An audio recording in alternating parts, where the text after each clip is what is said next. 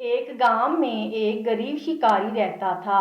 एक दिन वो शिकार की भाल में जंगल में गया।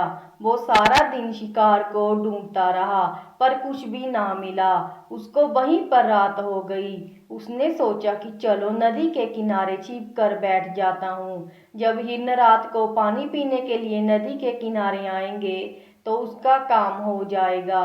यह सब सोचकर शिकारी नदी के किनारे छिप कर बैठ गया। दिन भर का भूखा शिकारी कान लगाकर बैठा था। तभी एक हिरनी नदी के किनारे पानी पीने के लिए आई।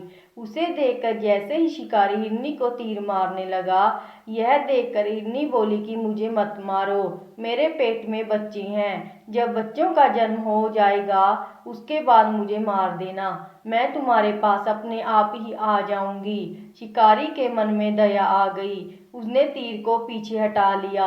इसके बाद एक और हिरनी आई। उसके साथ छोटे छोटे 3-4 बच्चे थे।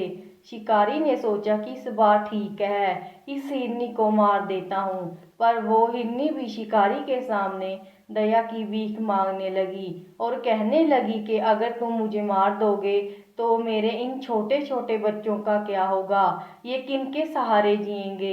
अगर तुमने मुझे मारना ही है तो कुछ दिनों के बाद मार देना।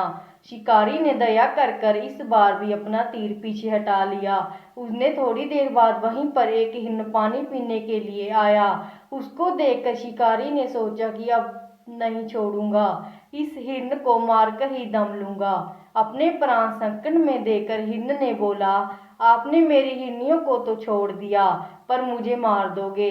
जरा ये तो सोचो कि मेरे मरने के बाद वो सब भी जिंदा कैसे बचेंगी, कि जो तुमने दया कर कर मेरी हिरनियों को छोड़ा और पुण्य प्राप्त किया, और मेरे मरने के बाद सारा पुण्य नष्ट हो जाएगा। अगर तुम्हारा काम मुझे मारे बिना नहीं चलता तो मुझे एक बार अपने बच्चों से मिलाने दो। शिकारी का मन पिघल गया। उसने कहा ठीक है, जाओ। हिरण चला गया। शिकारी वहीं पर बैठा रहा। कुछ देर बाद हिरण वापस आ गया और बोला, लो मैं आ गया, अब मुझे मार दो, मेरे पीछे मेरी हिरनियां भी आ रही हैं। उन सभी के आने से पहले ही मुझे मार दो, ताकि मैं उन सब का रोना धोना ना सुन सकूं।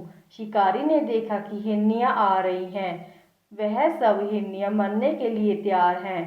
शिकारी के हाथ कांपने लगे और धनुष हाथों में से छूटकर नीचे गिर पड़ा और उसको अपने ऊपर बहुत शर्म आने लगी। उस दिन के बाद शिकारी ने जानवरों को मारना छोड़ दिया। अब वह सब पशु पक्षी और जानवरों से प्यार करने लग गया था।